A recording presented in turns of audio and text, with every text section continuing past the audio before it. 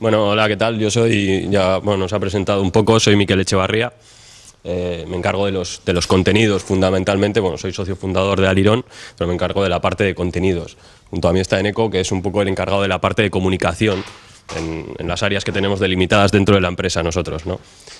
Bueno, como creo que ya conocéis, porque habéis estado hablando del periódico y todo, igual pasamos directamente a presentaros como lo que somos en realidad. Bueno, pues Alirón es un periódico deportivo gratuito. Se reparten 20.000 ejemplares cada semana, cada lunes, en las paradas de metro de Bilbao y sobre todo de la ciudad de Bilbao y de la margen derecha. También en polideportivos, bares, centros sociales, ambulatorios, etc. Bueno, el contenido de Alirón está básicamente centrado en el fútbol, con el Athletic como principal contenido, y también otros deportes como el básquet, el motor, etc. Bueno, estas son las paradas de metro donde se reparte, la mayoría, como veis, en Bilbao, luego Leioa, Algorta y Areta. Queremos ir también enseguida a la margen izquierda en cuanto pues la operativa nos lo permita. Ya os vamos a explicar ahora cómo funcionamos. Bueno, como os decía antes, la tirada es de 20.000 ejemplares. No tenemos exactamente los datos del Que Nervión, que es el otro periódico gratuito de gran tirada en Bilbao, pero bueno, el 20 minutos, que estaba saliendo hasta la temporada pasada, tenía 17.000 ejemplares de tirada. Entonces, bueno, hemos sido bastante fuertes desde el principio. Bueno, una de las preguntas que nos trasladaba Alex era ¿por qué elegimos emprender?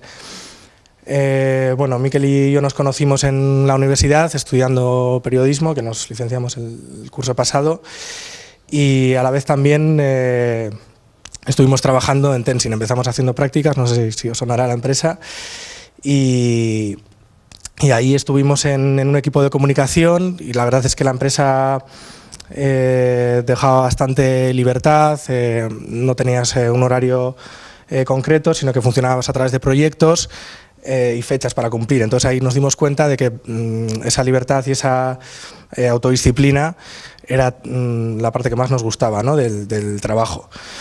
Entonces, bueno, por circunstancias y como nos dedicamos al periodismo, quisimos también llevar eso a cabo y bueno, empezamos a crear este proyecto, que ahora Miquel os va a contar un poquito mejor cuáles son los orígenes. Vale, bueno, ¿cómo comenzó todo? Nosotros somos 4 socios, no somos solo Eneco y yo. La idea original parte de uno de los socios, que no está aquí presente, que llevaba dando vueltas con esa idea durante todo el recorrido que había llevado a lo largo de la universidad, ¿no? Él pensaba que podía haber un nicho de mercado importante creando un periódico gratuito en Bilbao deportivo. Así se aunaban dos grandes... En realidad tenía bastante sentido porque se aunaban dos grandes puntas de lanza del periodismo de la prensa escrita, ¿no? Que es los periódicos más leídos a nivel estatal son los periódicos deportivos, y los periódicos con más difusión hasta hace muy poco por los problemas ahora de la coyuntura económica actual estaban siendo los periódicos gratuitos. Entonces, bueno, de base parecía una idea interesante.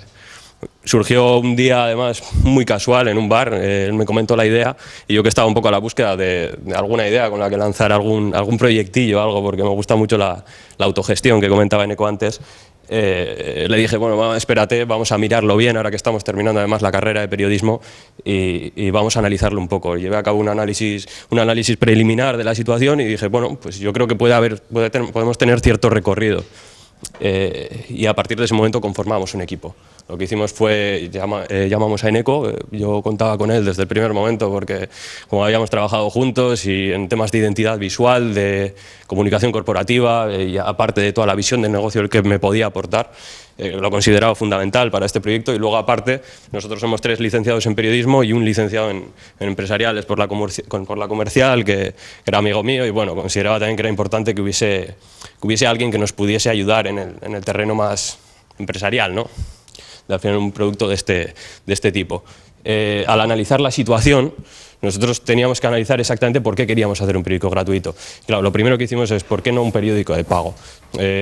Los periódicos de pago tienen, a mi punto de ver, bueno, lo que hemos ido analizando, tienen 3 grandes problemas a día de hoy. El primer problema es que tienen un problema estructural, que es que tienen una caída de lectores progresiva, mes a mes, que una sangría que no va a frenar, porque por los cambios de tendencia en las formas de lectura de medios de hoy en día, los medios digitales, están viendo que están decreciendo poco a poco y eso no lo van a poder solucionar de ninguna manera.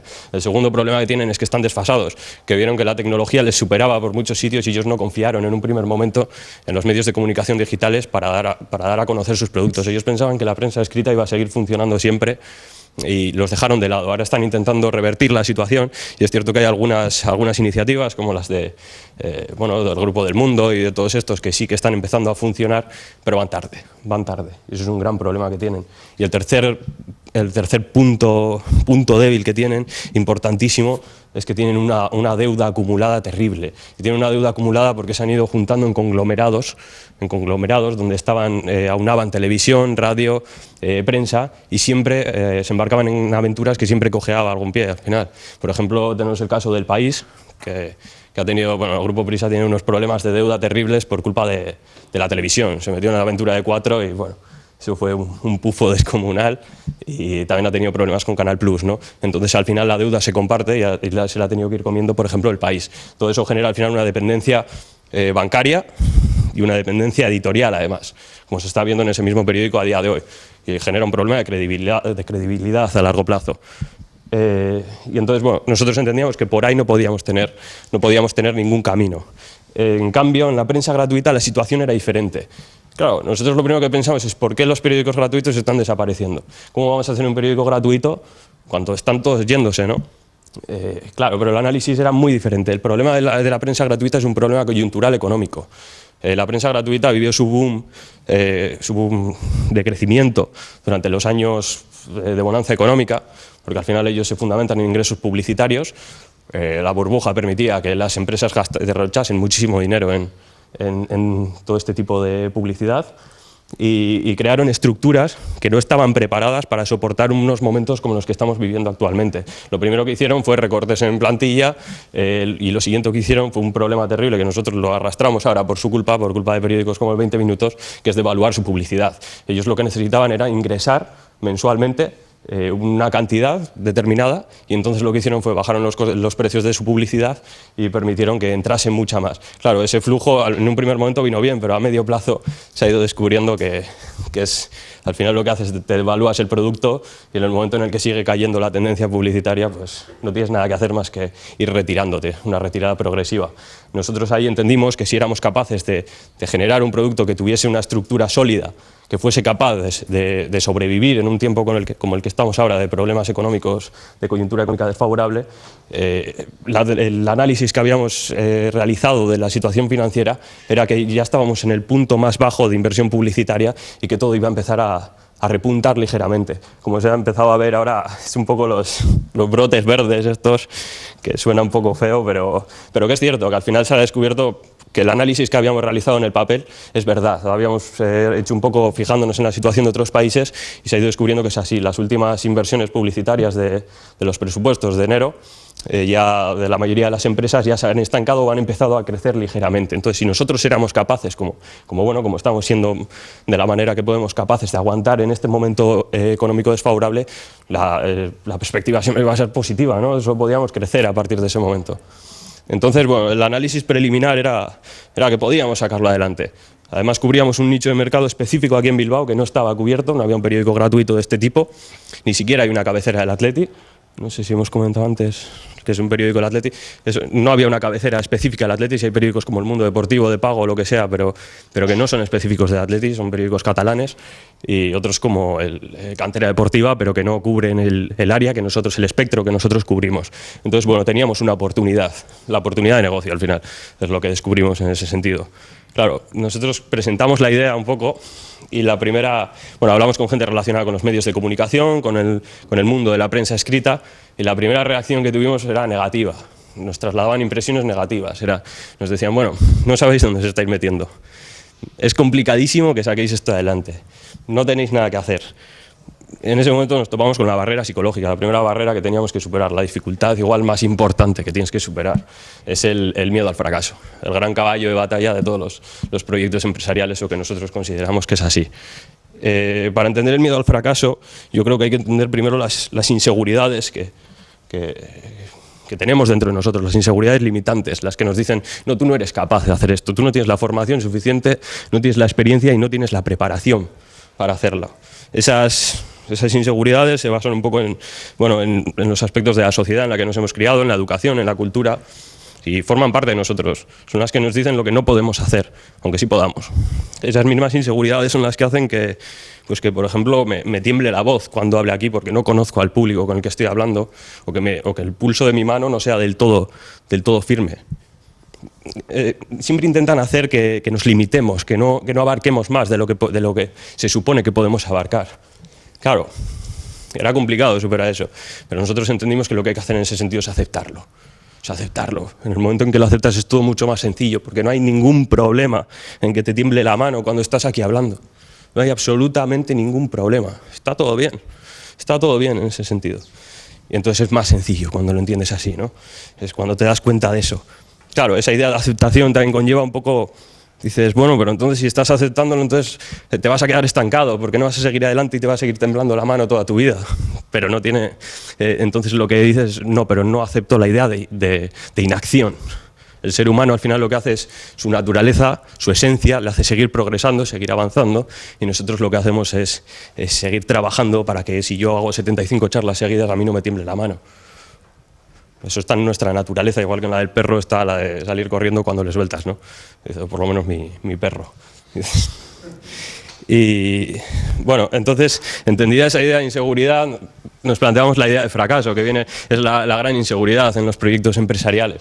Pero ¿el fracaso qué es exactamente? El fracaso es no cumplir las metas que nosotros nos habíamos propuesto, no alcanzar lo que habíamos imaginado, no cumplir las expectativas de otras personas.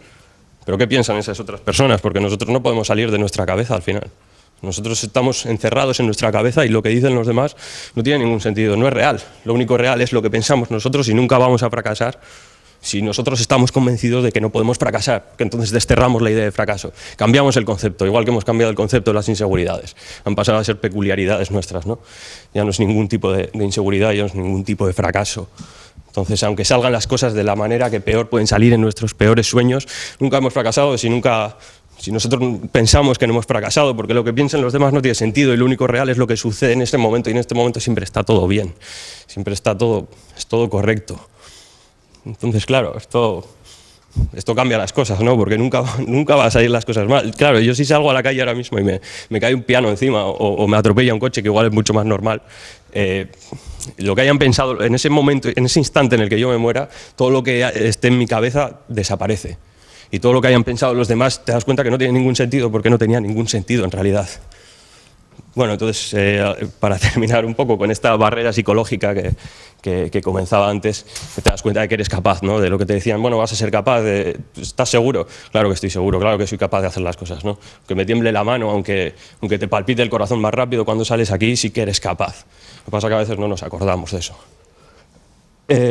Bueno, superamos el plano teórico, la primera barrera psicológica, y entramos ya en la operativa real del proyecto, que era un poco como, igual os interesa bastante más que esto, que es cómo arrancamos. Lo primero que hicimos es, nosotros salíamos, la mayoría de nosotros, de la Universidad del País Vasco, y entendimos que seguro que encontrábamos ahí un apoyo, por lo menos así lo considerábamos, un apoyo que nos ayudase en este lanzamiento del proyecto, y así lo hicimos. Nos acercamos al proyecto CITEC, que es la oficina de viveros de empresas de la Universidad del País Vasco, presentamos nuestro proyecto y ellos nos apoyaron desde el primer momento, y es un apoyo además que ha sido esencial en el nacimiento de Alirón, siempre. De hecho, tenemos ahora mismo nuestra oficina en Portugalete, en los viveros de empresa de CITEC Portugalete. Tenemos ahí una pequeña redacción con una televisión y donde vemos los partidos y nos lo pasamos también bastante bien. Una vez habíamos ido donde CITEC y todo esto, y el principal gasto que nosotros entendíamos que íbamos a tener, más allá más allá de salarios y de cualquier otra cosa, va a ser un periódico en papel el gasto de impresión. El gasto de impresión se come muchísima parte del presupuesto. Teníamos que obtener un presupuesto óptimo y lo que hicimos fue, pues llamamos a todas las empresas de las rotativas que hay por aquí, que no hay demasiadas, y negociamos con ellas, porque al final en este mundillo lo que sí que te encuentras es que tienes que negociar con todo el mundo, siempre te dan presupuestos que nunca se ajustan a la realidad, intentan sacarte el dinero por donde pueden, ¿no? Pero todos, absolutamente todos, las rotativas, las agencias de fotos, las de publicidad, todas. Cerramos, nosotros ahora mismo estamos con Deia, aunque en un principio íbamos a imprimir con el grupo del Correo, al final acabamos cerrando con Deia. Y una vez cerrado eso, lo que hicimos, teníamos que buscar al personal de reparto. El periódico que se reparte en las bocas de metro, como hemos comentado, también se reparte en universidades, en determinados sitios, pero necesitamos el personal de reparto y para eso accedimos a través de agencias de empleo temporal, que te ponen a gente por horas. Bueno, en ese sentido estamos muy contentos. Y bueno, en el capítulo de gastos luego también teníamos que cerrar con las agencias fotográficas. Para la agencia F tenemos contratada, y el capítulo de gastos más o menos, más allá de luego los gastos de gestión que nos supuso la creación de la empresa, creamos una sociedad limitada, pero bueno, que al final eran menores, ¿no? La marca, los registros de marca y las de autónomos, pero bueno, yo creo que no hay muchos más gastos en ese sentido. Teníamos todo eso, nos faltaba el equipo que iba a escribir, que iba a sacar adelante esto. Nosotros teníamos la suerte de que estábamos saliendo de una licenciatura de periodismo, teníamos ahí muchos amigos y siempre es mucho más bonito empezar un proyecto donde está la gente que valoras y con la que además cuentas, que ellos cuentan con nosotros, y es un periódico, hay que ser sinceros, es un periódico deportivo que gusta mucho, ¿no? O sea, que a la gente le ilusiona participar en él, le ilusiona poder tener presencia, y más si somos todos conocidos. Todo eso ha ido generando que al final sean gente que va a seguir creciendo con nosotros, que esté implicada en la realidad de la empresa desde el primer momento, que no es alguien que llega, trabaja, mete sus horas y se va, sino que es consciente en todo momento de la situación, la real, la buena, la mala, y crece con nosotros. Y nosotros contamos con ellos para seguir expandiéndonos, porque si algo tenemos es muchísima ambición, y seguir expandiéndonos y contar con ellos a larguísimo plazo. Y hemos creado al final una pequeña familia en ese sentido, donde nos lo pasamos muy bien además. Y luego ellos se encargan fundamentalmente de la redacción, aunque yo en este ámbito también entro bastante con el tema de los diseños, de las ilustraciones y de todo esto. Parte importante, la verdad hay que reconocerle que Eneco es el que creó un poco toda la imagen visual de la empresa, y le dio un toque diferenciador que yo no sé qué habría sido de nosotros si no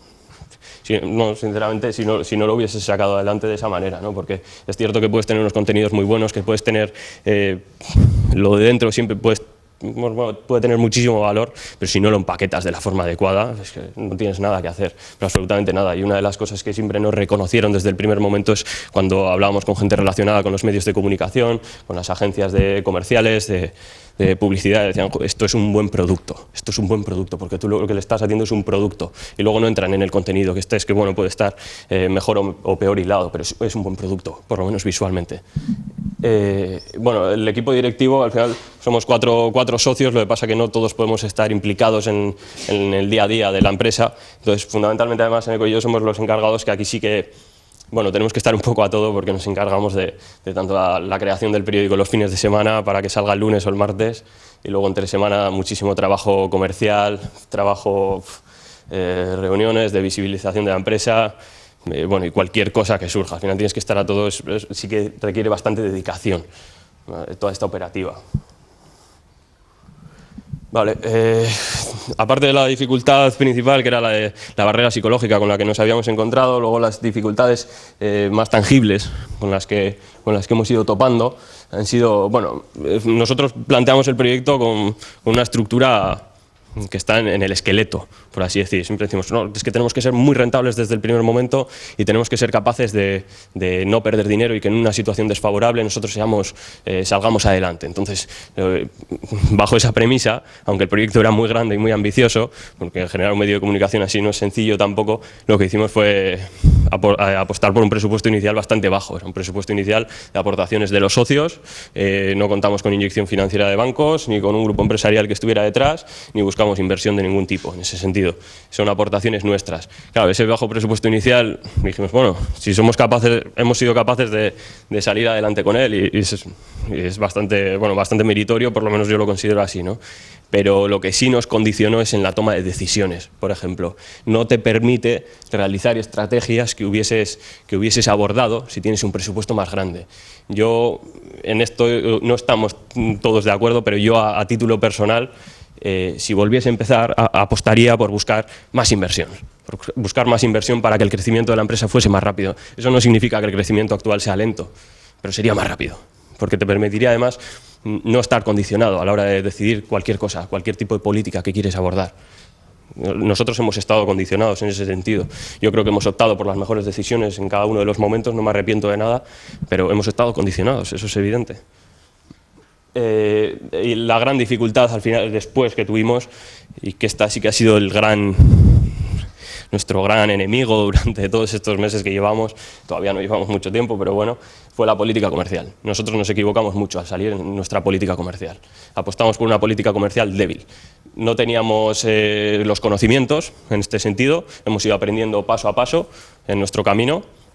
Y nos fiamos mucho de gente relacionada con los medios de comunicación que nos aportó determinadas cosas que de muy buena fe y eran muy interesantes, pero igual no teníamos que haber confiado tanto en ellas y generamos una estrategia débil comercial. Contamos mucho con agencias comerciales, pero no tenemos bueno, ahora sí que lo hemos ido reinvirtiendo todo, pero no tenemos una estrategia clara interna comercial y eso nos condicionó mucho en el primer momento porque nos dimos cuenta de que, bueno, Eneco siempre me dice muchas veces, nosotros al final no tenemos un periódico, lo que hacemos es vender un periódico que hacemos nosotros también, pero lo que nosotros somos vendedores.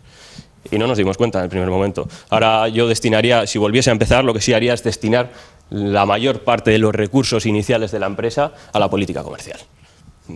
Habrá quien me diga que eso igual revierte en en que dejas un poco de lado otras áreas o lo que sea, pero yo creo que es la base a partir de la que tienes que ir creciendo. En ese sentido, bueno, sí que hemos ido, como ya comentó, lo hemos ido intentando paso a paso solucionar todo esto. Otra dificultad también, hay más de las que parece, es la competencia. Aunque nosotros somos un periódico gratuito, que nuestro nicho de mercado supuestamente no tenemos competencia directa. Hay periódicos deportivos de pago, hay periódicos generalistas de pago y hay algún, cada vez menos, queda el Nervión, algún periódico generalista de gratuito, pero no hay ningún periódico deportivo gratuito.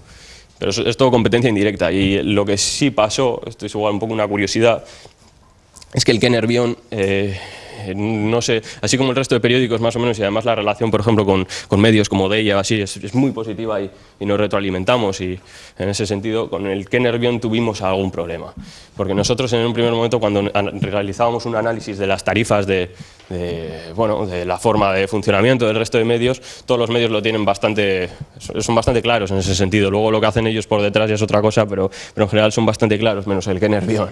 Que Nervión pertenece al grupo El Correo, era el periódico Nervión, que se juntó, el Nervión era del Correo, el Correo compró el Que, porque es una estrategia que suele llevar el grupo El Correo, que es intentar abarcar todo lo que puede, y los fusionaron, y lo que nosotros teníamos conocimiento era que era un medio que estaba en decadencia, que estaba teniendo serios problemas. Claro, cuando aparecimos nosotros a eso de septiembre, ellos empezaron a tener noticias de nuestra llegada, nos pusieron muchas trabas. Pusieron trabas en el sentido de oscurantismo de información y, lícitas, pero sí es cierto que nosotros íbamos viendo como que había determinadas trabas.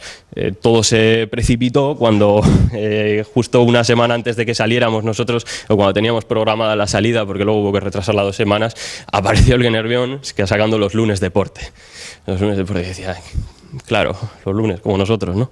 Qué casualidad. Lo que no hicieron fue cambiar la cabecera, lo único, y de hecho lo siguen sacando, pues Nervión Lunes Deporte. Junto con ello aparecieron con unas tarifas comerciales, unos leaflets que eran muy similares a los que nosotros estábamos presentando a las agencias. Cuando digo muy similares, que eran prácticamente iguales, pero en azul. Y bueno, la verdad que no nos sentó muy bien, pero poco a poco sí hemos ido sabiendo diferenciarnos de ellos, porque al final somos un medio diferente, porque somos un periódico gratuito, exclusivamente deportivo, y ellos son generalistas. Hemos ido sabiendo diferenciarnos, pero bueno, ellos entendían que íbamos a ocupar el mismo campo que estaban ocupando ellos. De momento no hemos vuelto a tener más problemas en ese sentido, aunque no hay ningún tipo de relación tampoco. Con todo esto lo que hemos ido haciendo es aprender haciendo. Nosotros somos gente, además, mucha del periodismo, prácticamente todos, menos el socio que es de empresariales. Somos de gente de periodismo que, bueno, teníamos que todo este tipo de políticas, estrategias, análisis los hemos tenido que ir aprendiendo según los hacíamos, y de nuestros errores es como nos vamos dando cuenta de las cosas, y seguiremos cometiendo errores hasta que, bueno, todo el tiempo que podamos. La dedicación es una de las cosas que sí que exige muchísimo la realización de un proyecto empresarial de este tipo. Nosotros trabajamos 24 horas, 7 días a la semana, 24 horas al día. Lo que pasa es que cuando trabajas en tu propio proyecto, y más en algo que te gusta, además, estás trabajando con otro tipo de ilusión. Yo muchas veces no lo concibo como un trabajo. Digo, si de tu trabajo haces un juego, en realidad no estás trabajando, estás jugando, ¿no? Pues muchas veces estamos jugando, y nos lo pasamos muy bien, además. Una cita de Alan Watts, por ejemplo, él decía que si trabajas en algo que no te gusta para vivir de una manera que no te gusta, no tiene ningún sentido, porque así es todo un bucle en el que no vas a ninguna parte. Lo que tienes que hacer es trabajar, buscar algo que realmente te guste para poder seguir adelante, ¿no? Y vivir de una manera que te guste, que eso es al final, en definitiva, lo más importante. O sea, nosotros lo que emprendemos esto es porque queremos vivir de la manera que nos gusta, y siempre digo, hacer lo que nos da la gana y tomar las decisiones que nos dé la gana.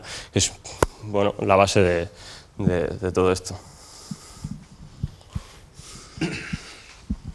Bueno, cuando decimos que la dedicación es absoluta, es también irte a la cama pensando en todo lo que tienes que hacer al día siguiente y un poco más allá, ¿no?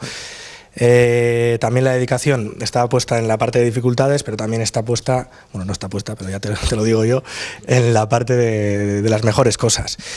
Porque, bueno, al final lo mejor es que estás trabajando con un equipo de personas que hemos tenido la suerte de ser amigos, de ser conocidos, una pasión por el deporte compartida. Al final estás trabajando en lo que te gusta.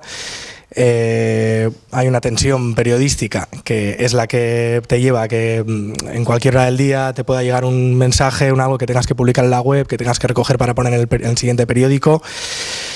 Y bueno, cuando hablábamos antes de la dedicación, al final, como es tu proyecto, tienes que estar a todo. O sea, no puedes decir, no, yo soy diseñador, yo soy de comunicación, no reparto periódicos, ¿no? Pues sí, realmente el domingo estamos hasta las 3 o 4 de la mañana haciendo el periódico, y el lunes, por decirlo de alguna manera, 2 horas después, nos estamos levantando para ir a Amorebieta a coger los periódicos, ¿no? Y repartirlos a los repartidores. Entonces, bueno, una de las cosas que más nos gusta ahora, que lo vemos con un poco de perspectiva, si se puede decir así, porque solo llevamos unos meses, pero bueno, que lo recordaremos siempre también, fue el proceso creativo, cuando todavía no está nada hecho hasta que lo ves ya materializado, ¿no? En papel. Entonces, bueno, como había dicho antes Mikel, entendíamos que no había una cabecera del Athletic. Bueno, el periódico de cabecera del Athletic sería El Correo, pero es algo extraño porque es un periódico generalista. Nosotros nos queda mucho camino todavía, pero bueno, el principal punto de partida era que queríamos ser la cabecera del Athletic, un periódico deportivo sobre el Athletic, que no hay uno dedicado, o bueno, al mundo deportivo, pero que es catalán, uno de aquí.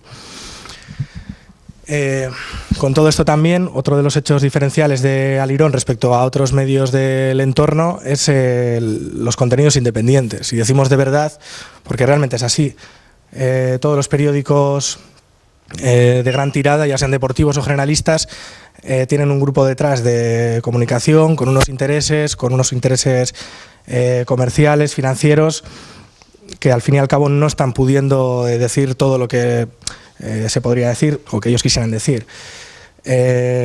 Aquí somos un equipo joven, cada uno, bueno, Mikel es del Athletic, tenemos un cronista del Barça, un cronista del Madrid, cada persona que escribe de cada equipo es de ese equipo. Entonces, bueno, aún así siempre hay un debate en la redacción, siempre se contrastan todas las ideas y al final todas las decisiones salen del equipo, de nosotros, sin tener que contar con qué va a pensar el Athletic o cualquier otra persona externa.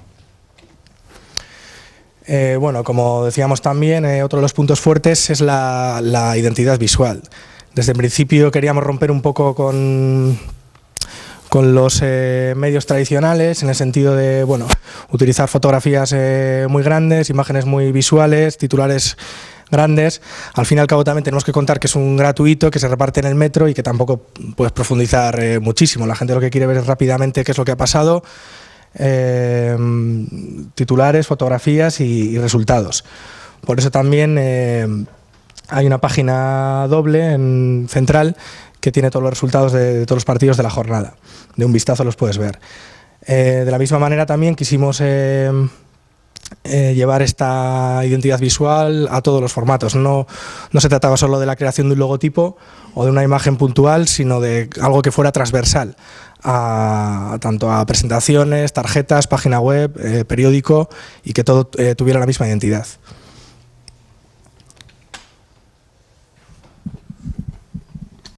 Vale. Bueno, vamos a hablar un poquito de nuestra fuente de ingresos principal, ¿no? Que es la publicidad.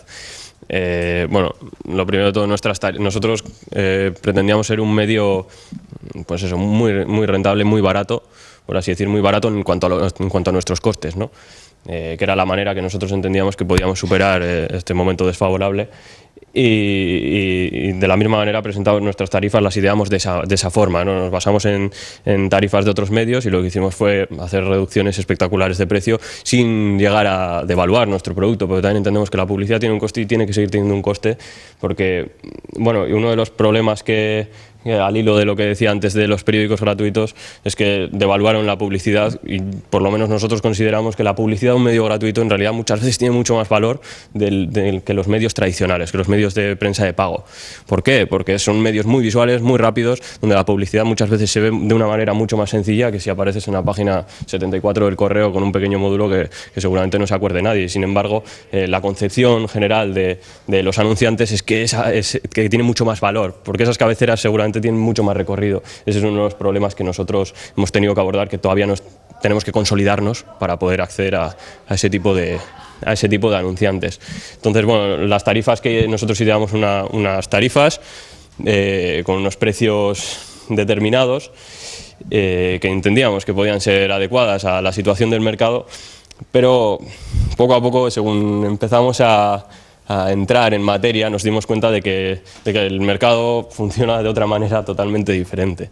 Nosotros salimos a pecho descubierto en medio de una auténtica jungla, que es la de la publicidad, la de los ingresos publicitarios, donde todos los medios se pelean como bestias por acceder a ellos y además llevan a cabo pues estrategias de todo tipo, desde nos han llegado a comentar en muchas agencias, bueno, hasta amenazas a determinados anunciantes: si te anuncias en este medio, pues si te anuncias en el otro, en el de la competencia, pues bueno, esto puede traer consecuencias y de ese calado algunas cuestiones. Luego además cada uno de los medios juega con sus tarifas, ellos tienen unos panfletos de tarifas determinados, pero realizan incrementos en su tarifa y descensos espectaculares de un día para otro, solo para intentar abarcar más o menos, o bueno, absolutamente es un auténtico caos el mundo de la publicidad. Sí. Hay que decir ahí que al final también, como la mayoría de los periódicos gratuitos que hay están detrás soportados por un grupo empresarial, pueden jugar con la ventaja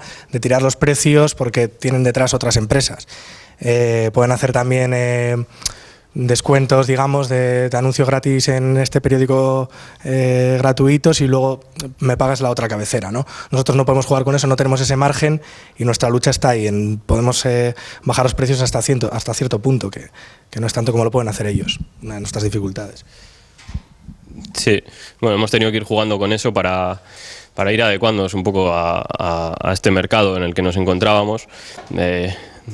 ahora lo vemos en perspectiva y sí que dices, joder, pues cómo hemos cambiado en ese sentido lo que pensábamos al principio, lo que presentábamos al principio a lo que presentas ahora y cómo vas a hablar con cada uno de los anunciantes y las expectativas que te puedes generar en ese sentido, porque la situación es terriblemente complicada. A mí me parece muy complicada la situación de la publicidad. Hasta que la entiendes te cuesta entenderlo. Entonces, bueno, este es nuestro principal ingreso, es el publicitario, pero luego sí que hemos ido valorando pues otras alternativas de ingreso que bueno, el problema de los medios gratuitos es que las alternativas de ingreso están bastante más limitadas que en los medios de pago. Una de las alternativas claras es bueno, la página web, ¿no? Además del periódico en papel, que nuestra página web sea capaz de ser rentable en sí misma. Claro, la idea de que la página web sea rentable en sí, sobre el papel, como al final nosotros hacemos todo sobre el papel, está muy sostenida, porque nosotros nos hemos dado cuenta de que los medios deportivos, sus ingresos publicitarios online han ido creciendo muchísimo en los últimos años. De hecho, en las últimas cifras de muchos de ellos ya alcanzaban casi el 50%, el mundo deportivo, así, ingresos publicitarios web o digitales. Los medios tradicionales todavía están los generalistas todavía están un poco estancados, pero están creciendo de una manera exponencial. De hecho, las últimas cifras del Correo que se han hecho públicas es que ya alcanzaba casi el 25% de la facturación. El 25% de la facturación digital del Correo de publicidad igual son 500.000 euros, que no está nada mal al mes. Entonces, bueno, entendíamos que por ahí también teníamos que generarnos una alternativa de ingresos. La web se ha lanzado desde hace muy poquito tiempo porque hemos tenido algunos problemas con los desarrollos, pero bueno, vamos a intentar también potenciarla en ese sentido. Y luego más alternativas, pues aquí sí que se juega mucho con promociones, pero el problema de las promociones es que el volumen de ingresos que te puede generar las promociones pues no sé, ventas directas nuestras de productos determinados, hacer un poco de comerciales de otras empresas para que ellos vendan sus productos a través de nosotros, a través de cupones o de lo que sea, el volumen de ingresos que te puede generar es muy bajo en cuanto al montante total. Entonces, de momento no lo hemos abordado de una forma seria, aunque seguramente tendremos que ir planteándonoslo para diversificar las formas de ingresos. Y en ese sentido yo creo que tampoco hemos, no sé si más alternativas de ingresos.